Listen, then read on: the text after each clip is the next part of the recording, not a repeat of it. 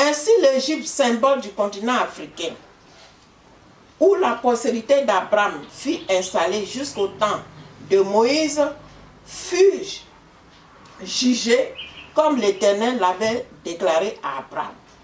Et ce au terme de 430 ans, précisément en l'an moins 1250 avant Jésus-Christ.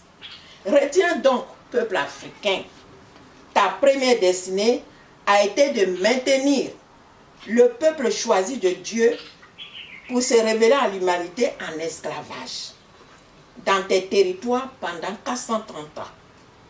Israël a été ton esclave et Dieu t'a châtié pour cela comme il avait promis à Abraham, le père de la foi. En Genèse 15. C'est pourquoi tu dois chercher à connaître ce Dieu qui est le Dieu des Hébreux, des Israélites, qui fait miséricorde à qui il fait miséricorde. En le connaissant, tu obtiendras ton salut. Car Dieu a dit à Abraham que celui qui maudit Israël sera maudit. Et celui qui bénit Israël sera béni. Ainsi ta bénédiction dépend de ta repentance. Alléluia. Peuple africain, tu dois reconnaître ce que tu as fait à Israël. Car Dieu a dit, celui qui tire l'épée périra par l'épée. Et si quelqu'un mène en captivité, il ira en captivité. Apocalypse 13, verset 10 dispose de cette parole.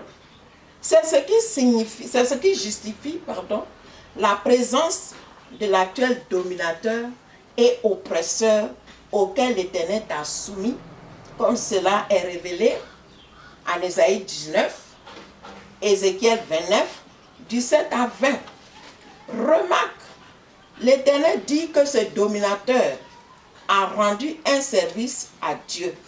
Ézéchiel 29, 17 à 20. Et c'est son salaire que Dieu lui paye par ton asservissement. Et c'est là la grandeur et la magnificence de Dieu, peuple africain. Reviens à l'Éternel et plaide ta cause pour obtenir ta délivrance, ta libération, comme il a promis en Deutéronome 23, versets 7 à 8. Selon qu'il est écrit dans ce texte, l'Éternel parlant à Israël dit: tu n'auras point en abomination l'Égyptien, car tu as été étranger dans son pays. Les fils qui leur naîtront à la 3e génération entreront dans l'assemblée de l'Éternel. Alléluia. Nous disons vraiment Alléluia. Gloire à Dieu. Peuple africain, saisis. Alléluia. Peuple africain, saisis-toi de cette parole, de cette promesse. Reviens à l'Éternel et réclame ta libération. Alléluia. Amen. Souviens-toi, peuple africain, en plus de l'esclavage économique et social auquel tu avais soumis le peuple béni de Dieu, tu l'avais initié à l'idolâtrie. C'est ce qui justifie la nature des jugements que l'Éternel t'infligea au temps de Moïse, notamment le miracle des grenouilles, le miracle des cendres, des poux et le miracle des eaux changées en sang, le miracle de la grêle contre tes productions agricoles, le miracle des ténèbres et de la mort de tes premiers-nés. C'était un jugement contre les puissants des ténèbres qui t'incitent à l'idolâtrie, terre d'Afrique.